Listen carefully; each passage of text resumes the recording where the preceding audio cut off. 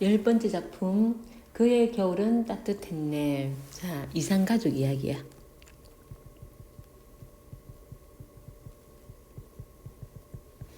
수철이 나오고 수지가 나오고 오목이 나오는데 막내 오목을 잃어버린 거야. 그리고 부모님은 돌아가셨고, 그 수철과 수지는 오목을 찾는 듯 하는데 오목을 찾았어. 근데 동생이라고 안 밝혀.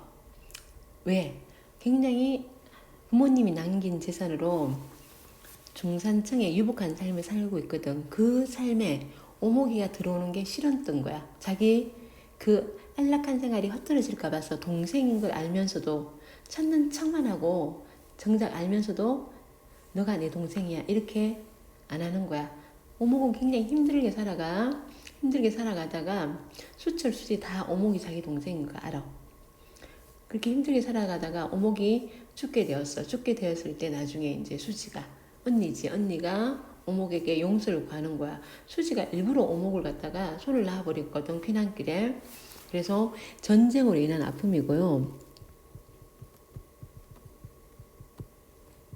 인한 아픔을 그린 작품이고, 그리고 수철 수지가 굉장히 유복하게 중산층의 삶을 살고 있거든. 이 중산층의 위선과 허위의식이 드러나는 작품이야. 1사후퇴 때 북적이던 피난길에서 수지는 먹을 것을 빼앗기기 싫어 동생 오목의 손을 일부러 놓아버리는 거야. 놓아버린 채 혼자 가족에게로 돌아오고, 가족을 잃은 오목은 서울의 한 고아원에서 성장을 해요. 나중에 찾아요. 찾지만은 모른 척해요. 전쟁 중 부모를 모두 잃은 수지와 오빠 수철은 부모의 유산으로 유복한 생활을 해요. 유복한 생활을 하는데 고아원에서 자란 오목은 입시 학원가의 급사 심부름 하나 아이야 취직하여 그곳을 거쳐 삼아 지내다가 설 연휴가 되자 혼자 남게 된다.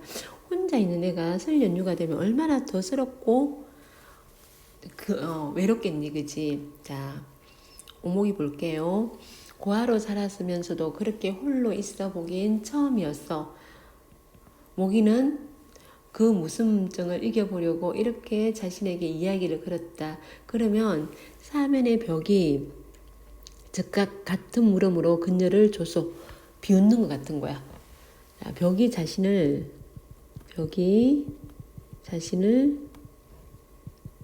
비웃는다고 생각하고 있고요. 너는 누구냐? 그 악랄한 조세에 그녀는 위축되고 마침내 흔적도 없이 소멸해 버릴 것만 같았다. 이제 혼자 있는데 막 벽들이 얘기하는 거 막 자기 비웃는 같은 그런 느낌이 드는 거야. 외부를 향해 굳게 셔터가 내려진 7층 건물 속의 정적과 공허는 그녀가 홀로 감당하기에는 너무나 거대한 괴물이었다. 7층 건물로 된 학원이야. 학원인데 이제 아무도 없으니까 너무 이제 무서움, 두려움으로 오는 거야. 연휴가 되어서, 설 연휴지, 연휴가 되어 텅 빈 공간이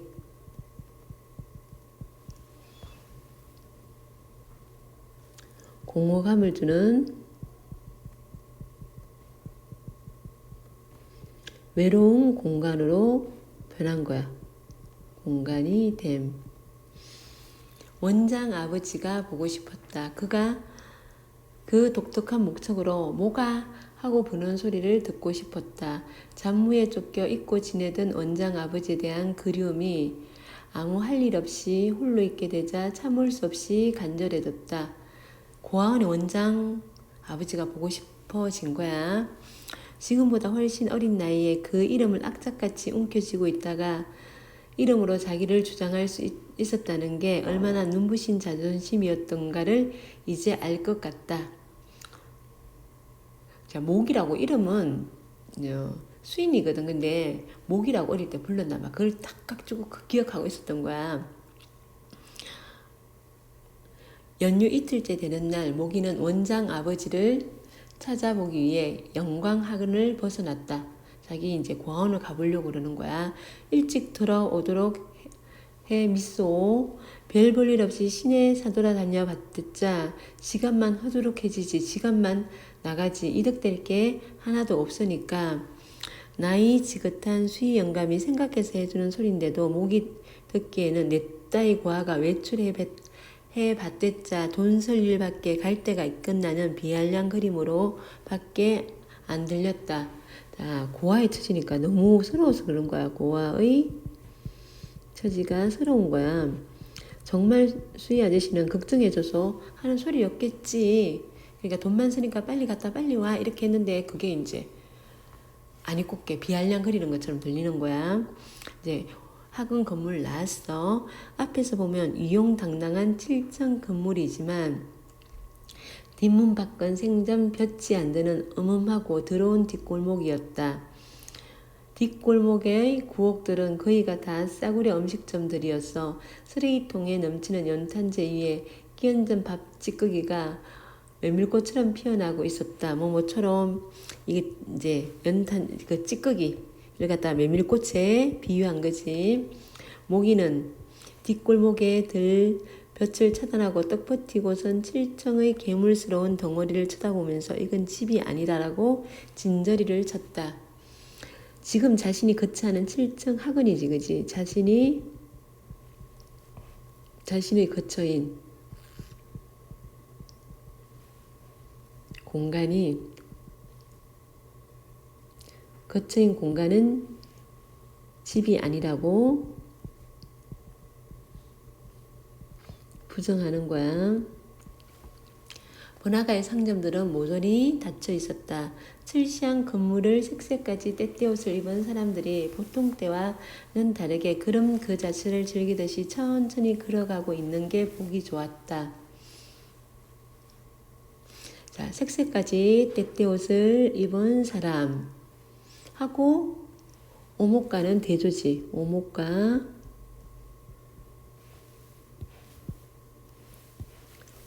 대조고요.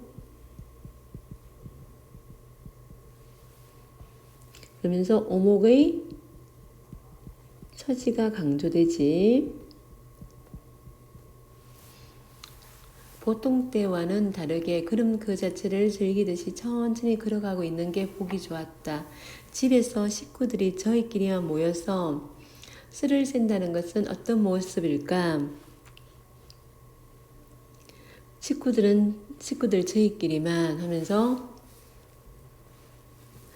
자, 가족들이 함께 설명절을 새는 모습을 상상하면서 어떤 생각 들까? 외롭겠지. 외로워하고 있어요. 외로워함. 모기는 이 세상의 모든 사람들이 식구라는 이름으로 저희끼리만 끼리끼리 뭉쳐서 자기를 따돌리고 비웃고 약올리고 있는 것 같아 외롭고 서러웠다. 자, 오목이 타인을 의식하는 거지. 자기만 따돌리는 것 같다고. 다른 사람들이. 오목이 타인을 의식하는 부분이고, 그리고 심리가 직접 제시되어 있다.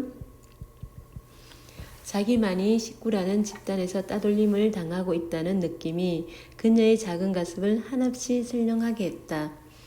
수철이 실질적인 가장 노릇을 하게 되자 제일 먼저 시작한 일은 6.25 때 잃어버린 누이 동생, 이게 오목이지, 그지? 찾는 일이었다. 그는 돈을 아끼지 않고 신문 광고도 자주 냈거니와 전국의 고아원을 사람시켜 또는 몸소 수소문하는 일도 게을리하지 않았다. 친척이나 친구들을 통해 어디 용한 점쟁이가 있다는 소리만 들어도 체면불구하고 따라 나섰어 동생의 생사를 애타게 점쳤기 때문에 그의 드물게 착한 마음은 이미 일가문중에 정평이 나있고 칭송이 자자했다. 열심히 동생을 찾는 거야. 수철이요. 주변 인물들에게 긍정적인 평가를 받고 있지, 그지? 들에게 동생을 이렇게 열심히 찾으니까 긍정적인 평가를 받고 있고요. 굉장히 어때요? 사실은 안 그렇지, 그지? 그냥 찾고만 있는 거 같지만 말 그대로 이선적이지, 그지? 그러나 그 무렵 그는 이미 오목이라는 성명으로 부모 형제를 찾는 강구가 난 것을 보았던 것이다.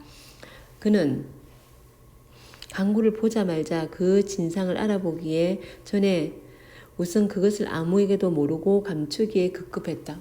이선적인 모습이지. 그러니까 주변에 알려진 것처럼요. 주변에 열심히 동생을 찾는 것처럼 보였잖아, 그지? 알려진 것처럼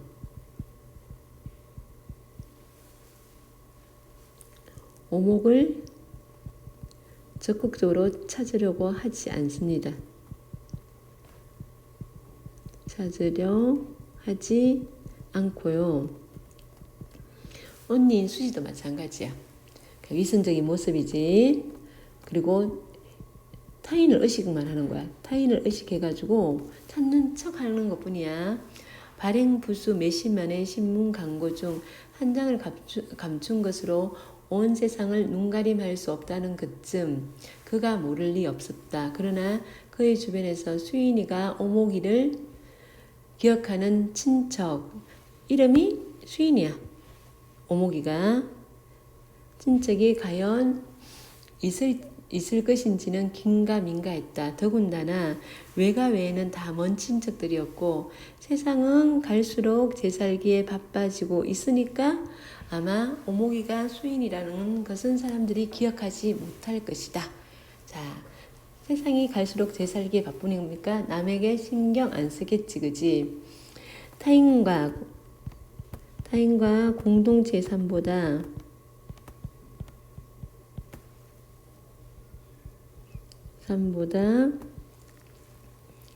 자기 안위가 우선인 거야. 자기 안위가 우선인 사람들이고 굉장히 지금 이 시대가 이기적인 세태고 이 이기적인 세태는 옛날이나 지금이나 여전하지, 그치?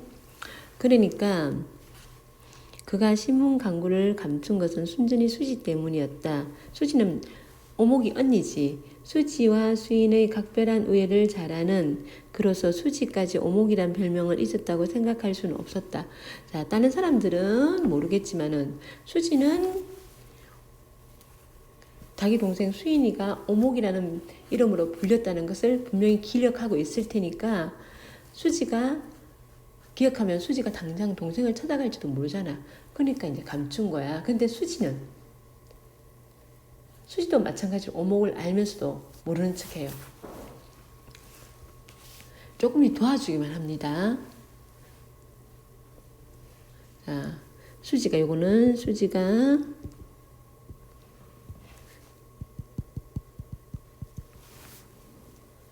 오목의 행방을 알게 돼요. 오목의 행방을 알게 되어 오목이 가족으로 받아질까봐 두려워하는 거야. 두려워함. 자기네 지금 이 안락한 생활이 깨질 것 같아서 두려워하는 거야. 사진과 함께 실린 그 신문 광고를 보자 단박 그는 오목이야말로 그가 찾는 누이 동생 수인이라는 것을 알 수가 있었다. 터무니없이 앳된 사진의 얼굴은 그가 기억하고 있는 난리통에 먹을 것에 걸신이나 식구들의 지청구를 한몸에 받던 때의 수인의 얼굴 그대로였다.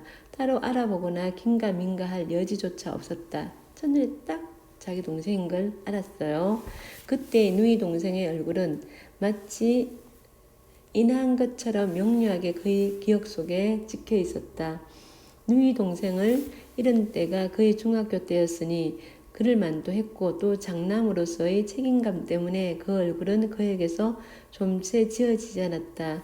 수인이가 오목이란 이름으로 살아있음을 당장 알아보았음에도 불구하고 그는 즉시 수인이한테로 달려가지 못했다. 달려갈 생각보다는 자기 말고 누가 또 수인이를 알아보았을까 그것부터 두려웠다. 자, 왜? 오목이라는 걸 알고 받아들이면, 오목을 수인인 걸 알고 받아들이면 책임을 져야 되기 때문에 오목을 책임져야 하는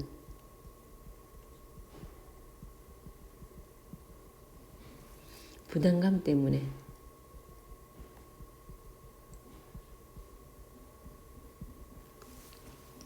그렇다고 처음부터 수인이를 영영 모른 척할 마음까지 먹은 건 아니었다. 그저 마음의 충격을 가라앉힐 시간이 필요한 정도였다. 그러나 그가 정말 필요한 시간은 자기 말고도 오목이가 수인임을 알아보는 사람이 있나 없나를 확인할 수 있는 동안이었다. 만일 그런 일가 친척이 있어 그에게 제보를 해준다면 그때 가서 금시초문인 척 누이를 찾아 나서도 늦지 않을 것이다.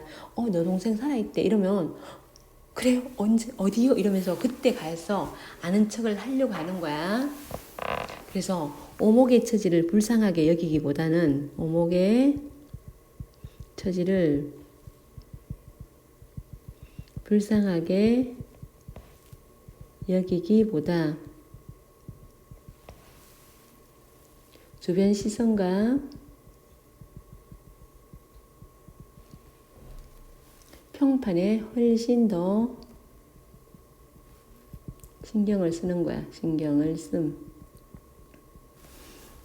다행스럽게 그런 제보를 해준 사람은 나타나지 않았다.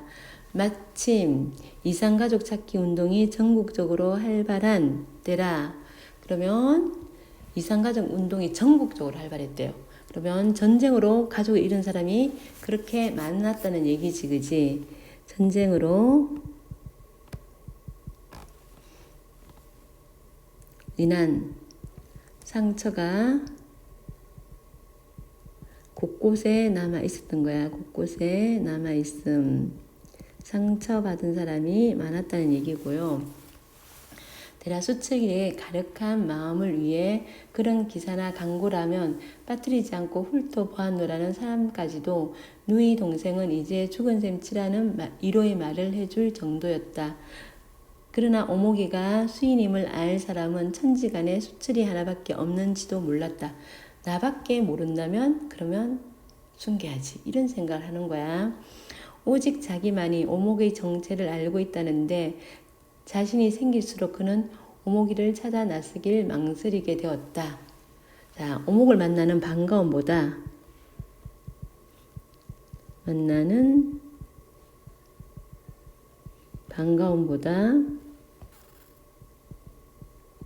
부담감이 앞선 거야.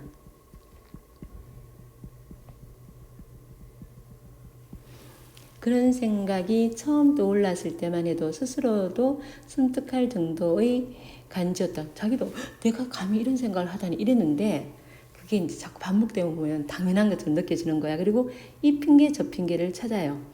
어떻게 그런 생각까지 할 수 있을까 참으로 망측한 신보였고 그런 자신이 정 떨어져서 어떤 변명을 마련하지 않으면 안 되었다. 자, 요거는 동생을 당연히 찾았으면 인정해야 되는데 동생을 받아들이지 않으려고 하는 받아들이지 않을 핑계를 찾고 있는 거야. 핑계를 찾는 자신의 모습에서 모순을 깨달은 거야. 그러면서 이러면 안 되지, 받아들여야지 이렇게 하지 않습니다. 며칠을 혼자서 공리를 거듭한 끝에 얻어낸 변명을 핑계를 찾은 거야. 누이 동생이 몸을 담고 있는 곳이 하필 고아원이기 때문이라는 것이었다. 말도 안 되지, 그치? 당연히 고아원에 있지. 그럼 어디 있겠어? 자, 고아원에 샀단 말이야. 고아원 질이 안 좋은데 이러면서 자신이 입을 피해를 먼저 걱정하는 거야. 자신이 피해를 입을까 걱정하면서 굉장히 배타적이고 배타적 그리고 이기적이지. 배타적 이기적. 그렇게 고아원에 있었어. 근데 아는 척 못하겠어. 이렇게 해놓고선 또 그는 새삼스럽게 고아원에 진저리를 쳤다. 그렇다면 고아원이 아닌 어디에 있어야 한단 말인가. 말도 안 되는 핑계를 대고 있지, 그지? 자, 자신의 생각이요. 정의롭지 못해요. 정의롭지 못하고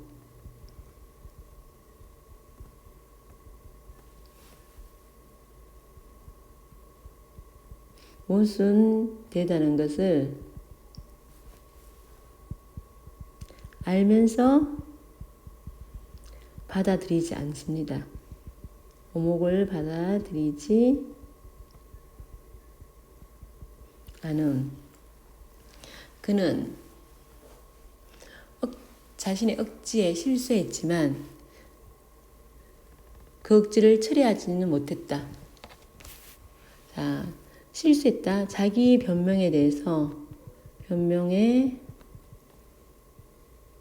대한 조서를 보내면서 대한 자조적 태도를 보이면서 그렇다고 그래 받아들여야겠어 이런 생각 안 합니다.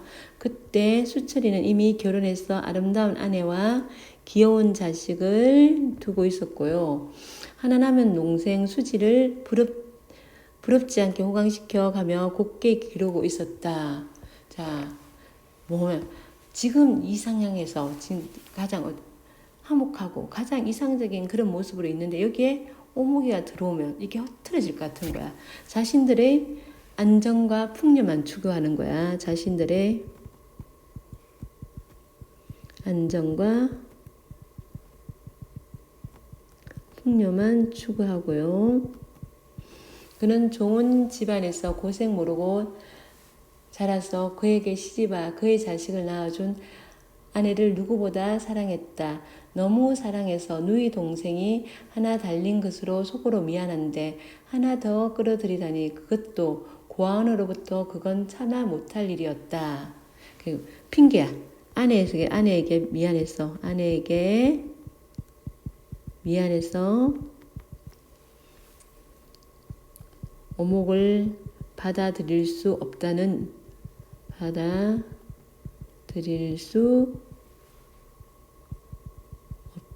이유를 제시하고 있어.